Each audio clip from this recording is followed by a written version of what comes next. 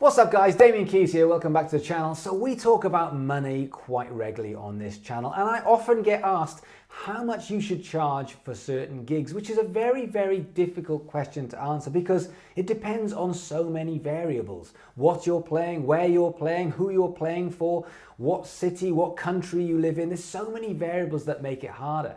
And it led me on to thinking about some of the payments I've got paid for certain gigs, which then led me to think about some of the weirdest gigs that I have been paid for. So today I'm going to take you back on a trip down memory lane on some of the weirdest gigs that I have ever done in my life and what I got paid for those gigs. So in my 20 odd years as a musician, I have done over 2,000 gigs. And obviously when you've done 2,000 gigs, many of them just fade into obscurity, but every so often something pops up that you have never ever seen before. And so today, I want to go into some of those gigs that hopefully some of you guys will never ever have to do. Now, a lot of these weird, wacky, crazy gigs came earlier on in my career, and the reason for that is because when I started and I knew I needed to get good and I needed experience and I needed to network, I was prepared to play anywhere, anytime, whatever the fee, which meant some weird, crazy suggestions came up for gigs and I took hold of every single one of them. Which leads me on to crazy, weird, wacky gig number one. When I was 19, I moved from where I lived in Swansea to Guildford in England, and I didn't have parents who could fund me, so I had to pay my own way.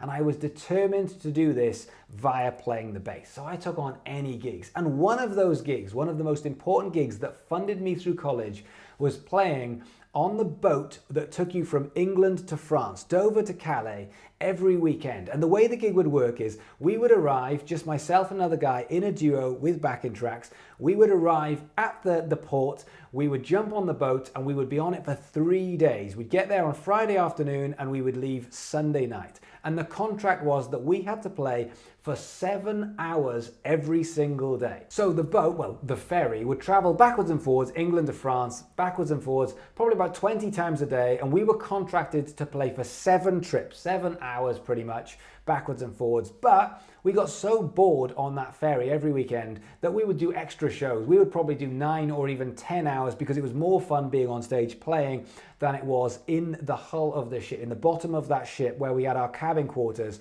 which was pretty grotty. Now, it was a pretty steady gig. We did it pretty much every weekend for an entire year. But the one thing I remember was on the odd crossing where it got really choppy and really rough, the seasickness was terrible. And I remember one time we had to hold onto the speakers while we were playing, stand with our legs up against the tripods to stop the speakers going over.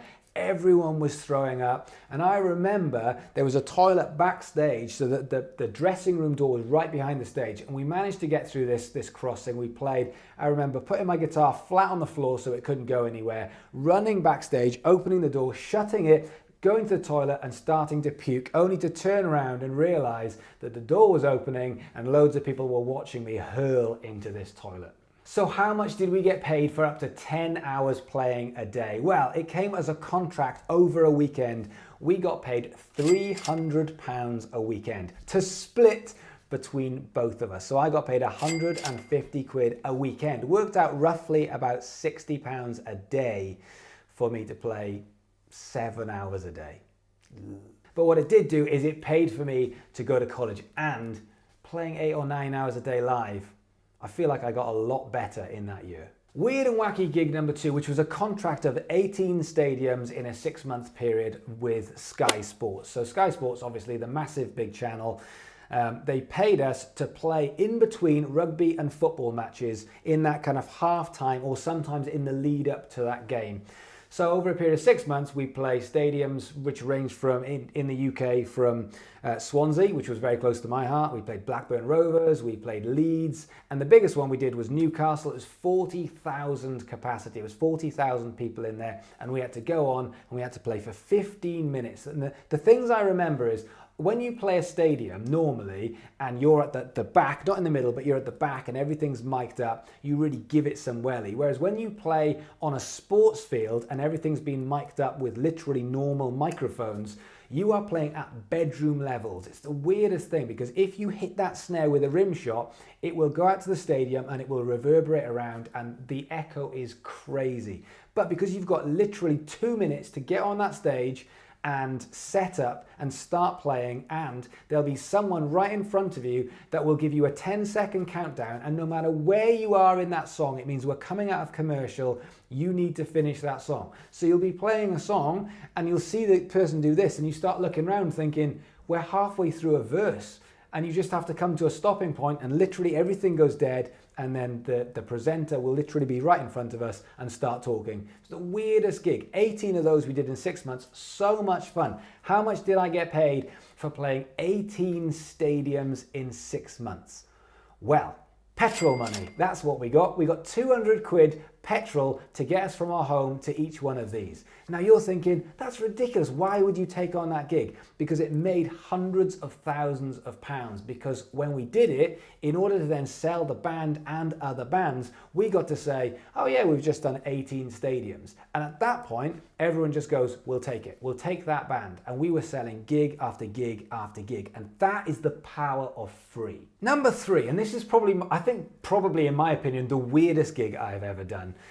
Was when I was about 20 years old. I used to just play again anywhere and everywhere, but I had a friend who was a comedian, and his thing was like a very relaxed kind of American comedian. He had a few influencers who did a similar kind of thing in America. And my gig was, I'd stand at the back with my bass and I'd play a very slow jazz walking bass line whilst he told these very relaxed kind of jokes. And my job was kind of to set the scene. There was no drummer, there was no guitarist, and I literally stood just playing. That was it. And he'd play for, well, he'd speak for between 20 and 30 minutes. And my job was literally the entire time was there was one cue I had to remember when he went into a certain joke that I'd stop and he'd end the gig and then we'd literally walk off, and that was it. That was the weirdest gig. How much did I get paid for playing bass for a comedian, a standalone bass for a comedian? Well, it was a very, very good payer as far as I was concerned. For 20 to 30 minutes, I would get paid £300. And I put that down to this. Musicians don't usually get paid a lot as working musicians, but stand-up comedians, they make a lot of money, because if you think about it, they turn up, they've just got themselves, a microphone which is handed to them. Usually all they'll take is a towel to wipe down their brow, and that's pretty much it. And they get paid a decent whack, much more money than musicians would get paid. But because he didn't know that, he would just pay me basically a percentage of what he got paid. So I get 300 quid for literally standing at the back playing some walking bass line. What a great gig that was. Okay, weird gig number 4. Now my background is heavily in music education, which is heavily linked to music retail. So I used to do a lot of gigs for manufacturers and shops. And in the UK, there's a couple of very big exhibition conference centres, Wembley, NEC, where what they do is once a year they'll put on a massive exhibition, and all the retailers, all the manufacturers, lots of shops, they'll all go down and they'll show off what they're doing at the time. And then they'll bring in musicians and artists whose job it is to actually demonstrate the product. So I'd be a demonstrator. So there was a company called Ryder, which was a new bass company many years ago. I'm not sure if they're still around. But they just brought me in and they made me sort of sit on a seat like that with a bass, and my job was to basically be a typewriter for 8 hours. So for the whole day, I'd just literally be slapping, bass popping, anything I could think of to be as impressive as possible. And then when people would come over, I would demonstrate this bass, which was a fantastic piece of work. And I'd be demonstrating it, showing different sounds. And then that was it. That was my whole job. They'd keep me fed and watered, but my job was just sit there and just go for 8 hours of the day. But what it did mean is they did give me a bass, which was very kind of them, and they paid me 300 quid for the day, which was brilliant. Okay, weird gig number 5, and this one is one of my favorites. So a couple of years back when I was setting up my company, we got a phone call from a television company saying there's about to be a surprise celebrity wedding, and they were looking for a band entertainment for that wedding. But there was no money, and they couldn't tell us who the celebrity wedding was, but we had to sign a non-disclosure, so we couldn't talk about it, and we had to turn up at this secret location and set up. And we were like, this sounds amazing. Who's it going to be? So we got our sleuth hats on and we went looking for who were getting married around that time. And we found out that Katy Perry was getting married. We also found out that one of the Sugar Babes was marrying Dave Berry. And we found out there was a couple of other sort of potential celebrity weddings that weekend. Oh, this was going to be very exciting. We were going to be mixing with the celebs and royalty. So we turned up at this secret location, and when we got there, they'd given us a password to get in. So it was literally like they opened the door and we had to give our password, and they were like, okay, go around the back. We had to load in. We were like, this is really, really excited. We set everything up. The place looked incredible. There was video cameras, there was photographers. I know that OK Magazine were there and a bunch of other magazines. We were all thinking, who's it going to be? Who's it going to be? So I was having a chat with one of the guys who worked at the venue, and I was like, who's the celeb wedding? Most of them wouldn't tell us or pretended that they didn't know. And then someone said, I think it's Mario. And I was thinking, who's called Mario? That's not Katy Perry, and that's not Dave Berry and the Sugar Babes lady. Anyway, so then we came up with the idea that it's obviously a fake name because they've given us these passwords. We were like, oh, this is so exciting, like Mario. So we waited and we waited, everything was set up. Anyway, then it was like 5 minutes, they're going to arrive, they're going to have this massive unveil. Everyone had their cameras ready, their videos ready, and the doors opened, everyone walked in, and we were like, who's it going to be? Who's it going to be? And in walked Mario and Lisa from the Big Brother house, the UK Big Brother house. And as they walked in, and we all looked at each other and we were like, who the hell are they? It definitely wasn't Katy Perry. And you could see photographers taking pictures and people videoing them. And then we played our set. They were super lovely, even though we had no clue who they were whatsoever. In the break, we were kind of Googling them. We were like, oh, they're on Big Brother. But they'd made this massive big deal in order to get this OK wedding. I think OK were paying them a bunch of money because they just won Big Brother or whatever happened. And they just got this entire wedding for free. They got free wedding cake, they got free venue, they got free food, they got free band, because of this idea that it was this crazy celebrity wedding, and they let our imaginations run wild with us. So we thought we were going to play for Prince William's wedding, and it turns out it was the winners of Big Brother 5. And what makes it worse is they're divorced now as well. Weird gig number 6. Now, I don't know if you've ever done any miming, but when you do a TV mime, it's quite a weird gig because you have to play exactly what's on the track. You can't turn up and make it up. You've got to play exactly what's on the track. People take this very, very seriously, but at the same point, the whole day is an experience. You turn up. Usually there is a lot of waiting around. In my experience, you get there crazy early because they obviously don't trust you as musicians or as a band to get there half an hour before the show. So they make you arrive hours and hours before a show. Now, in some cases, it's a morning show. So you have to get up at like 4 o'clock in the morning in order to get to London, to go to where the TV studio is, and then wait around for hours and hours and hours before you actually go and do the show. Now, I've done a few of these, but the weirdest one was playing a guy called Alan Titchmarsh's show. Now, most people watching will have no idea who Alan Titchmarsh is, but the people in UK will. He's like a celebrity gardener who now has his own chat show, or he did have his own chat show about 10 years ago. So every day they'd have a band or an artist that would turn up and play, and mime. And I was miming for, let's just say, an X Factor celebrity. And that's another thing about X Factor. Everyone disses X Factor, but when you're a working musician, there is a lot of bread and butter money that comes out of TV mimes from 10 or so X Factor contestants that leave the show and are famous for about 3 months, and everybody wants them on their TV show for the next 3 weeks, and us musicians get to go and jump on these gigs and actually do a very easy amount of work for a decent day's pay. Who do you play for? No way. But let's not put that in. No. So don't be dissing those X Factor winners, and don't be dissing TV mimes, because when you're a working musician, big wonga. Because I got paid £250 for a TV mime. Here comes the money. Here we go. Weird gig number 7, and one I would like to forget, which was when I was 19 years old. I did a gig with the Chippendales. No, I wasn't stripping. I was one of the musicians in a band that was supporting the Chippendales. I say supporting, but we were on after the Chippendales. Now, there's a few things I remember about this gig. Number one, the Chippendales were a right bunch of Or maybe I was just jealous, I don't know, but I remember not getting on with them at all. The other thing I remember was when we went on to play after them, the floor was just grease. Everything was so slippery that we were just doing our best to stay on our feet whilst we were actually playing songs. And the other thing I remember, and this is the scary bit, is it was around about 500 women. That was it. That was the audience, was about 500 women. Now, that sounds great. For dudes listening and watching, they're just thinking, 500 women, that's amazing.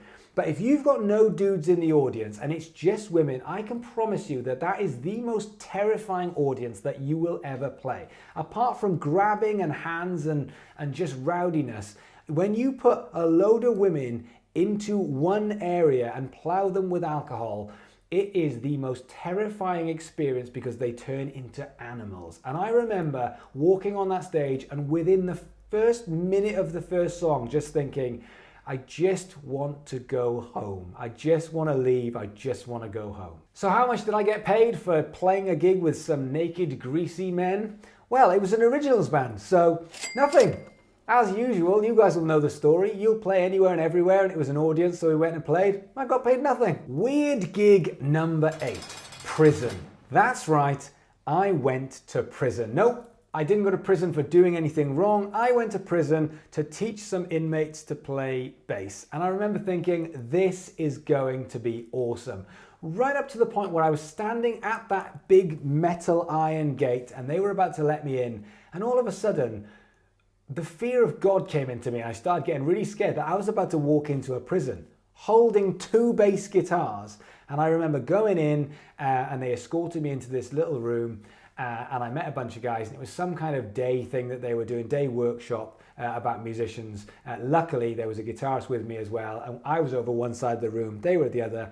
And do you know what? It was brilliant. They were the nicest guys I've ever met. We just sat there talking about AC/DC and Metallica, and it was some kind of rehabilitation thing, and I don't know exactly what it was, but effectively, I got to go to prison and play a gig in prison. I can't quite remember, but I think I got paid 70 quid or 75 quid for that day's work. And to be fair, it was brilliant. I would happily do that again. Okay, weird gig number 9, and this one is about where ego creeps into a gig. So many years ago, I got offered an endorsement deal with a bass guitar manufacturer called Status. I was a big fan of them at the time, and they said, come down and have a look through your guitars and pick a guitar. And I was like a kid in a sweet shop, and I drove to Essex where the factory was. And I remember walking in and there was basses everywhere, and I was meeting the team and they were super lovely. And I was just so excited. And they were handing me guitars and I was playing them. And I was thinking to myself, at that time, I was going through a proper muso phase. And I remember just thinking, I think I need a 6-string bass. I think that's what I need. So I was talking about 6-string basses, and they had 3 different 6-string basses at the time. So I picked up one, I was like, I really liked it, and I picked up another one, I was like, oh, I quite like the neck on this one. And then I picked up another one, and I was like, oh, I like the feel of the pickups and the way this one sort of, the body shape is slightly different. So in the end, I just said, I really like this part of this. I like the bass, the body of this guitar, I like the neck of this guitar, but I do like the sound and some of the other bits of this other guitar. And they were like, we'll make you your own guitar. And I was like, in my head, it went straight to my head, and I was like, a custom Damian Keys bass, this is amazing. Anyway, it took them a couple of weeks or months or whatever to make this guitar. And I remember getting it in the post. I remember oh my God, I was so excited. I basically opened up this one-of-a-kind, never been made before bass. And I remember playing it, and I just sat there for about 3 hours playing it. I had it plugged in through my entire stage gear just because I was so excited in a bedsit. I think I was living in Guildford, and I was playing it for 3 hours before I realized that there was a reason why these were 3 separate basses, because the guy who makes them, a guy called Rob Green, is a genius, and he has figured out 3 amazing basses, only for me to come along and completely bastardize all of his guitars and try and put them into one thing. This is the equivalent of saying, yeah, I want a Ferrari, but I want a Ferrari estate. Like, you've just messed up all the great things about what sort of car this is. And I had done that with this bass. I'd asked him to make this Frankenstein's monster. And it was only a couple of weeks into playing this bass that I was just thinking, oh my God, I made a terrible error of judgment. My ego got to me, and instead of picking one of these basses and walking out with it, just so that I could get them to make my very own Damian Keys bass, they've created a monster. I'm sure he probably thought I was an idiot. So don't let your ego get to you when you get offered a guitar. Just walk in, find the guitar that's right for you, and walk out with it and say thank you very much. So part of the status endorsement was I had to obviously play it in lots of different places, so I have to go and do certain demonstrating gigs with this bass, which I had no problem with at all. But I didn't have it for very long, and hopefully no one from Status is watching, because I did flog it on eBay and someone's probably still got it, and they probably love it and it's probably great for them, but it still says Damian Keys on the headstock.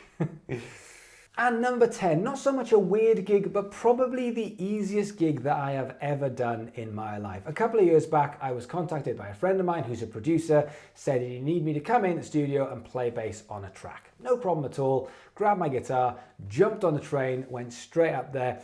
He'd sent me the track, so I was having a listen to it. I was thinking, there's not a lot that it needs really. I mean, it's quite a simple track. Anyway, we got there, ended up chatting about it, and it turns out that for 3.5 minutes, I played A and E. That was literally it for the entire song. So I did it in one take. Not because I'm a genius, amazing bass player, because I literally just played A and E for the entire song. I mean, you literally could have sampled it and the producer could have played it himself.